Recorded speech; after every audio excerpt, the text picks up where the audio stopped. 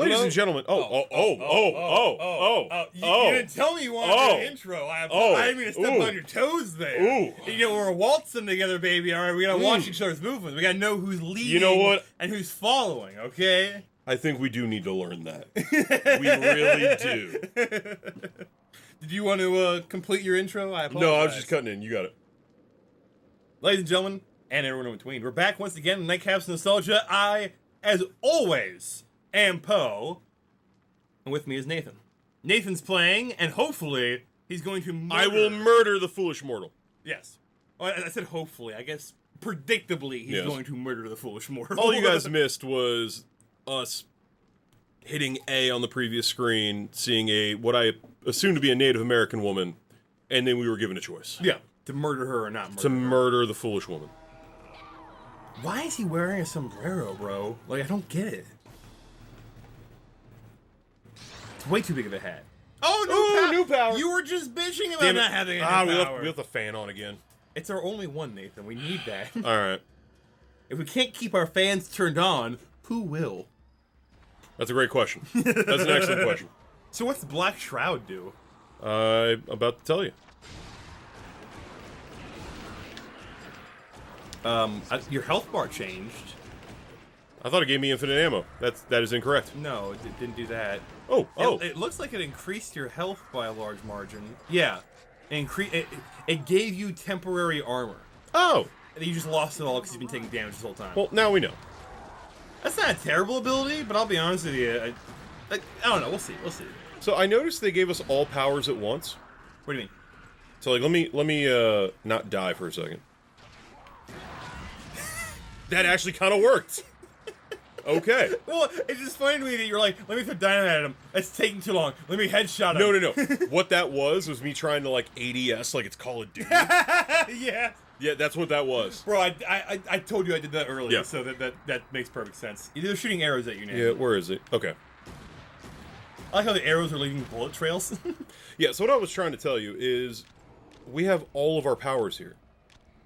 Yeah. I really wish they would have committed to the loadout thing where it's like, okay, you can only have these at this time. I really wish they would have started it kind of like how Metal Gear Solid 5, like we were talking about last episode, does. Where you pick the loadout you bring into the mission, but then you can, like, scavenge shit while you're there, right? That'd be interesting. That might be a little ambitious for this time period. To be fair, I didn't really mention it earlier. I'm not a huge fan of this, like, weird, semi-optional mission choice thing. Like, it's not too egregious yet. We'll see how long it goes on for and, like, how far it really goes, right? And the depth of it. But... You're talking like we picked the one mission from the 3? Yeah, I mean, like, the game was fine linear. Like, just keep it linear. Like, why are you giving me a weird choice now that I'm part of the Darkwatch? I mean, I don't know. Like, it doesn't seem like it was that even fleshed out. Like, all it was, hey, pick one of these 3, go grab a gun, go to the place. And it's like, sure? Well, we'll see how it goes. Yeah.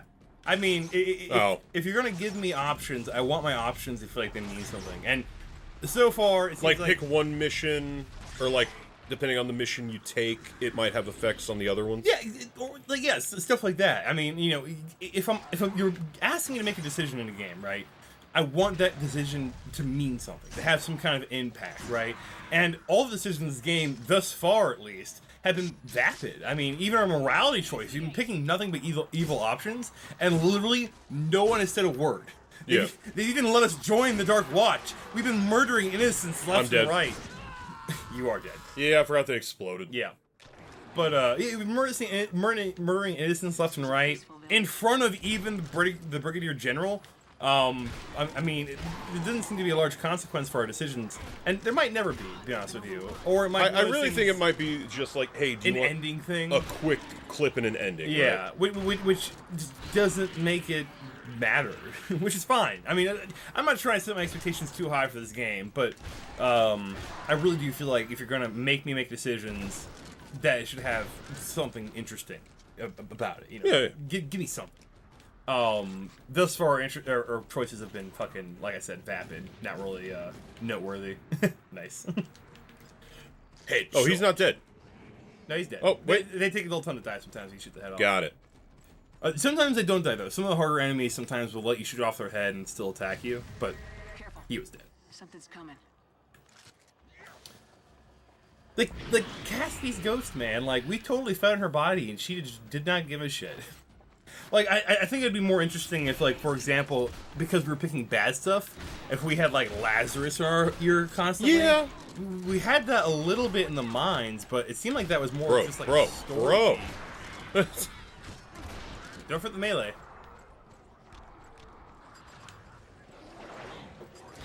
Hell yeah.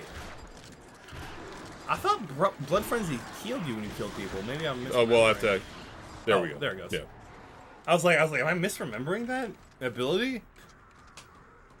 But yeah, no, I think the gameplay here is solid. I have my criticisms, obviously, but it's still fun to play. I mean, Yeah. I literally watching you play the last couple episodes. It's like, I want to get back on the sticks. exactly. Yeah. Like, and I now know what you were talking about earlier when you were talking about watching me play, what making you want to play. I'm like, okay, I get that now. Like, this is actually fun. Yeah, I definitely have my criticisms, but I mean, there's a reason why I feel like this game didn't reach like a critical claim, right? You know, Like, I'm sitting at a 3 out of 5 right now. yeah, And that's okay. yeah. It hits my expectations thus far. It is yet to exceed any of my expectations. I'd be really interested to see if it did. Like I said, Maybe. the ending I'm very curious about here, right? Are they gonna do the thing that was pretty popular in this time period where it's like, oh, you picked this, so you get this bog standard ending, or they're gonna actually have, because like some games are really bad about that, where it's like, you could spend the whole game picking the bad option. But there's one particular choice that you made. There's one choice at the end, and that dictates your ending. Like, Far Cry 3 did that. I would argue Resident Evil 7. You played 7? With the Cure, yeah. No. Yeah, it was 7. Yeah, you're right. I forgot. Yeah, I haven't played Village, but like that, who do you give the Cure well, to? I disagree entirely, because that doesn't change anything. That's why I actually hated that. Well, I thought that's the point you were trying to make. No. The point I was making was that, sometimes in games, make sure you destroy that. I was taking a sip, so I only had my hand on Yeah, I saw that. the look. But no, sometimes in games, everything's dictated by that final decision. Like your ending can change based off of that final decision, and nothing else matters. That was the critique I was making. In Resident Evil 7, you have the choice of giving the cure to either your wife or this girl who's been helping you the whole time, Zoe. And I actually picked Zoe because I thought that was an interesting choice to make. Like, hey, I'll come back for you, wife. But that choice didn't matter. The cutscene plays out the exact same either way, and you still have to go rescue your wife afterwards. So, in that case, the decision didn't matter. I was talking about where the decision does matter, but it's only your final decision that matters. Gotcha. All your other previous decisions don't mean shit.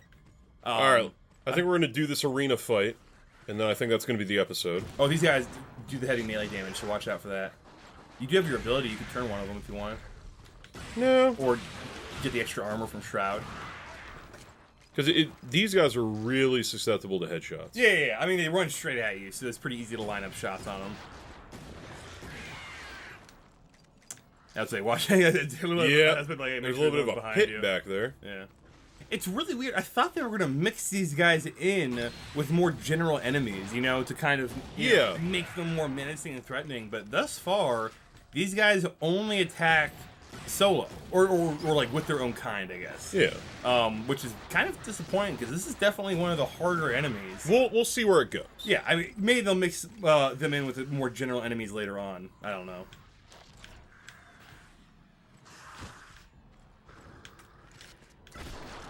You have a shotgun for this? Fuck you. I have one shell left. You should have landed a headshot. Whee! Activate your blood frenzy for extra Yeah, armor. no, I like that, but I need to have some... Oh, no. Oh, yeah! How the fuck did that work? Oh, here are the guns you need. He's dodging the explosives. Melee. Oh. Get the guns, get the guns, get the guns! Bro, the fucking moon physics jump is just killing me. I'm just flying through the sky, it just man. fucking kills me, bro. Like, can you imagine watching, speaking like another vampire medium, Blade? Like, just imagine Blade. Never seen Blade. You've never seen fucking Blade? Never seen Blade. Bro, you and I think I have it on VHS. You and I are gonna watch Blade at some point, because, like, sure, that's a film that is the best kind of B, maybe even C action. Like, I've heard it described that way. It's funny. So Blade has. They're attacking from behind. Okay, sure. They're attacking from behind, Nathan. But no, Blade, like, overall, like, a decent action romp movie. Like, it works, generally. Okay. And one of its strengths... Oh, excuse me. That's like my mouth there. One of its strengths is the fact that, like, Blade is a character that you learn about, rather than him being established. It's not like an origin story for Blade. Yeah. You have a character through which you learn about Blade. It's a nurse character. I'm not going to spoil much more than that. But she's kind of your vehicle for, like, learning about Blade and his backstory and, like, what he does and how he does it. And, like, it's serviceable. It works. The thing that's funny about that movie is literally the ending. The ending is just hysterical because they could not figure out how the fuck they wanted to end that movie. Well, it's a comic book movie, isn't it? Blade's, yeah. Blade's actually from Marvel. Yeah, in case you didn't know. I did know that. But yeah, no, it's based off of the comic books. But I don't think that really has anything to do with the comic books. I know the villain in that film is pulled from the comic books, but, like, not, like, directly. That makes sense. Sure. Like they took his name and his character, and that's basically, yeah. I don't think he even has the same motivations, but I could be wrong on that. I've never read. Not gonna hold you to it. Yeah, but the point I was gonna make is that, like, you have a final battle in the Blade film, and they could not figure out how the fuck they wanted to do this battle. Like, should they have Blade fight this bad guy? Or should they have Blade fight this other bad guy? Should it be a group fight? Should it be a one-on-one? Should it be a sword fight? Should it be vampire powers? Like, they filmed, like, 6 different endings for this fucking movie. What, did Blade just go through a boss gauntlet? Oh, they were literally just like, we're gonna film all these endings. We'll let the editors figure it out. Like, we'll figure it out in post. Like, literally, like, that's how they did the ending. So, like, there's, like, 5 different endings of this film. They're, like, unfinished. Like, you see, like, the green screen backgrounds and stuff that you can totally find and still watch to this day that were not used. And then they went with, like, in my opinion, one of the weaker endings. Like, they basically went with, like, it ends with a boss battle, semi-sword fight, semi-vampire powers, and Blade wins. You know, spoiler alert. Sure, yeah. Judging by the fact there's, like, 2 other movies. Yeah. There's Blade 2 and Blade Trinity. Oh, God. Don't even get me started on Blade Trinity.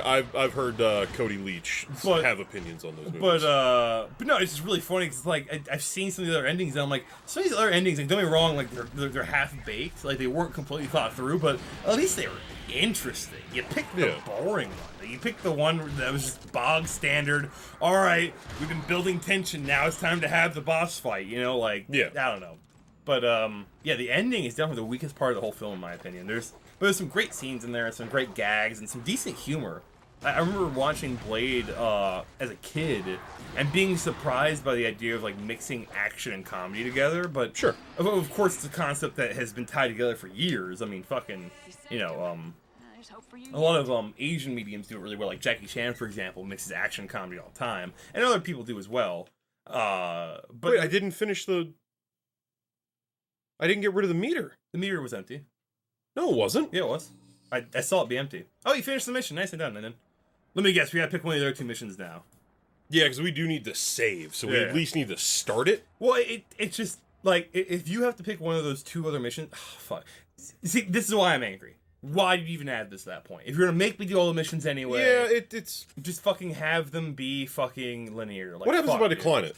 I go back to the menu. Yeah. Okay. All right, we're gonna accept the mission. We're gonna save. We're gonna quit. I'm gonna let you finish your Jackie Chan. No, I was just gonna say, like, Blade was interesting to me as a kid because, like, I watched it for the action and then was surprised by the humor. I should have had you pick the mission since you're gonna be on the sticks next time we record. You know I don't care. Okay. You go to the armory and pick a gun though. Isn't that where we are? No, you went the wrong way. Oh. You gotta take a left to go to the armory. It's right across from you now. Oh, very well. But yeah, no. You know what? You're gonna be on the sticks. What weapon do you want? Oh, shotgun. You already fitted? Steam line will be firepower enough. Oh, we're gonna be on a turret section. Great. Great. You picked the fucking turret section for me. Love it. Piece of shit. All right, well, let's start. We'll save. Can we also make a comment on the term steam wagon? It's odd. Is he talking about like a train? I guess we'll find out. Because that sounds like a train. Unless he means an actual wagon powered by steam, which I guess would be like a really rudimentary car. You know what? We're going to cut the episode here. We're not going to show anything else. The experimental coyote steam wagon. Okay. We'll play enough to where we can save, and then when we restart, it'll pick back up from the start of... Well, it checkpoints every time you get to the screen, so... Right, so, did you want to finish your Jackie Chan?